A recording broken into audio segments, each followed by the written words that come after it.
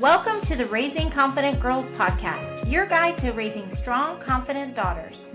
I'm Melissa Jones, the founder of Girls Positivity Club and a teacher for over 20 years.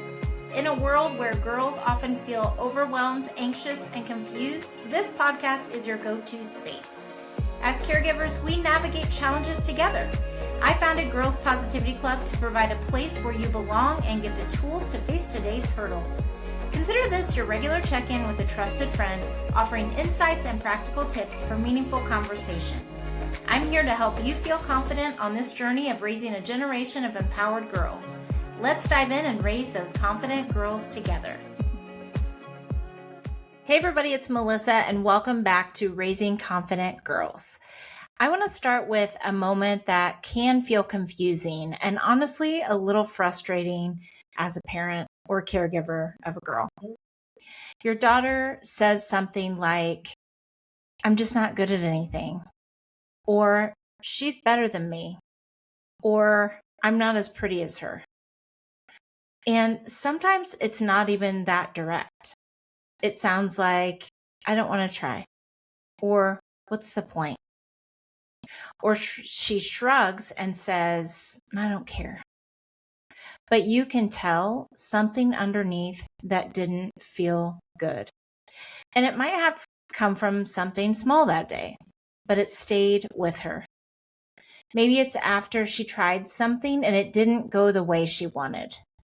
Or you're in the car and she says casually, like it doesn't matter, but you can tell it does.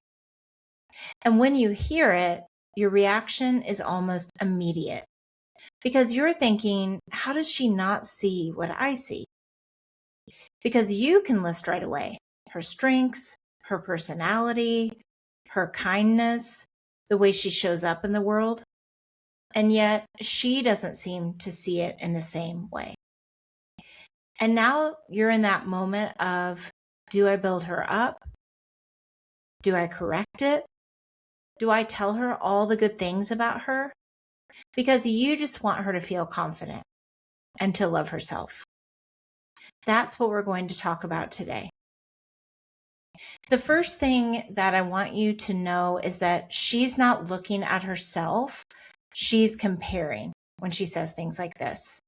When girls say things like, I'm not as good as her, they're usually not evaluating themselves on their own. They're comparing. A younger girl might be comparing art, speed, who gets picked first, while an older girl might be comparing appearance, friendship, social dynamics. And underneath that is, where do I rank and where do I measure up?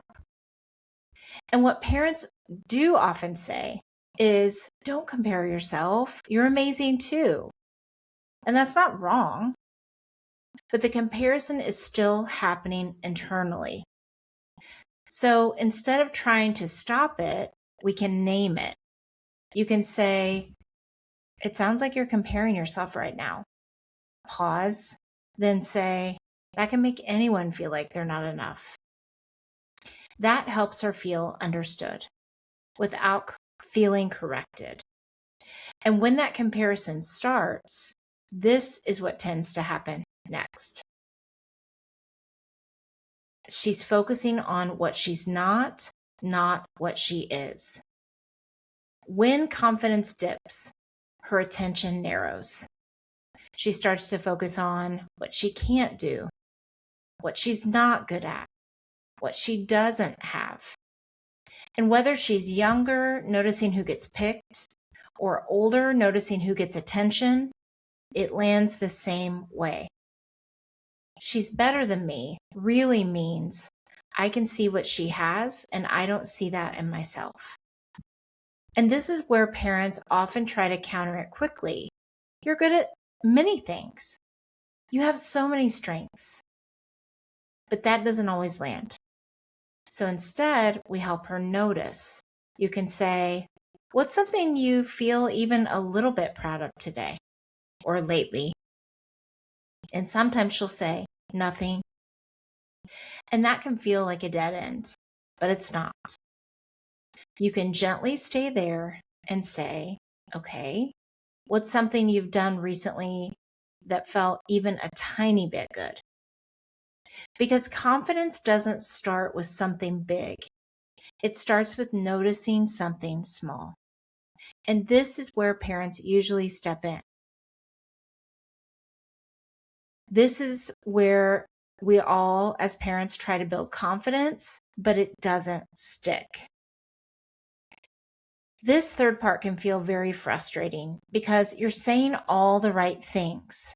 You're amazing, you're beautiful, you're so talented. And she says, no, I'm not, or not anymore, or I used to be. And that moment can feel discouraging because it feels like nothing is getting through. What's actually happening is this: your words don't match her internal experience. And that's usually the moment parents start to feel stuck because you're thinking, why isn't this helping? And it can feel like you're saying all the right things, but nothing is landing. And this is why what you do next matters so much. Because if we stay in convincing, she stays stuck in pushing back. But if we shift into understanding, that's where things start to open up. She says, I'm not good at anything. Instead of listing everything she's good at, pause, take a breath, and say, it feels like that right now. Then, what's making it feel that way? And if she shrugs and says, I don't know, you can say, that's okay. We can figure it out together. You're not trying to convince her. You're helping her understand what she's feeling. And once she starts talking, you don't have to turn it into a big conversation, although sometimes they do turn into those. Sometimes just staying there with her and asking one more question is enough.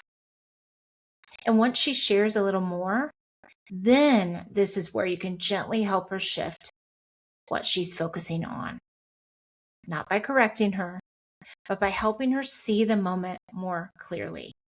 You might say, was there anything that felt even a little bit okay today? Or was there a moment that didn't feel as hard? And this is where the conversation starts. The next thing to think about is that confidence grows when she discovers it, not when we tell her to. This is the shift that we all as parents need, and sometimes for ourselves too. Confidence isn't built by being told who you are or by telling them who they are. It's built by discovering it. It would be a whole lot easier if just telling someone to be confident, they could magically just do that, or even for ourselves. But by discovering it and helping her discover it, you are telling her the right things. And you feel like you are saying positive things to her, like, you're amazing, you're so kind, you're so good at that. And she says, no, I'm not. And it starts to feel like an argument. And that moment can feel so frustrating because you're thinking, why doesn't she believe me? Or she used to believe me, or she used to believe this about herself. And now something's changed. But it's not that she's rejecting what you're saying. It's that it doesn't match what she's feeling yet. And confidence doesn't stick until it connects to her experience. So instead of trying to convince her, this is where the shift is really important because it can look similar on the surface. We help her see it through what she's already doing. That might sound like, I've seen you keep trying at things even when they're hard. And you can give an example. Or you handled that situation really well the other day, and then go into some detail about it. Because now you're not just telling her who she is, you're showing her what's already true. Not by telling her she is those things, but by helping her notice when they're already happening. And sometimes it's even quieter than that. It's noticing when she tries again, when she shows kindness, when she sticks with something and reflecting that back to her over time, telling her you notice it and giving that specific example helps her start to see it in herself. Because confidence isn't built in one conversation. It's built in repeated moments of, oh, maybe I can do this. Maybe I am good at something. Or maybe I am starting to get good at that. And that's what starts to shift how she sees herself. When your daughter doesn't see what's great about her, it can feel personal to you too, because you do see it so clearly. And it can make you think, why doesn't she see what I see? But confidence isn't about seeing yourself the way someone else sees you. It's about learning to see yourself from the inside. And that takes time. A helpful question for you to hold on to is, am I trying to convince her or help her discover it? So the next time you're in one of those moments, instead of trying to help her see what's great about her, just by saying a blanket statement, try staying with her long enough for her to start noticing it herself, even if it's something small. And maybe in the beginning, it is just pointing those things out to her in specific examples, like we talked about. Your daughter won't always see herself clearly right now, but over time, through experiences, conversations, and moments like this, she will start to. And your role in that moment isn't to judge it or to rush it. It's to stay with her while she figures it out. And if this is something you've been navigating, I also did an episode called 5 Things to Say When Your Daughter is Being Really Hard on Herself. That one will give you a few simple phrases you can actually use in moments like this. I hope this was helpful, and I'll see you next time. Thanks for joining another empowering episode of the Raising Confident Girls podcast. Share today's insights with caregivers and friends, building beautiful relationships with strong girls. Hit subscribe so you never miss an episode. We're not just a podcast, we're a community. Follow Girls Positivity Club on social media for more empowering content on Instagram, Facebook, TikTok, and YouTube. This podcast empowers you, supporting incredible girls. Let's create strong, beautiful relationships with the girls in our lives. I appreciate you listening today. Stay confident, stay connected. Until next time, keep raising those confident girls. You've got this.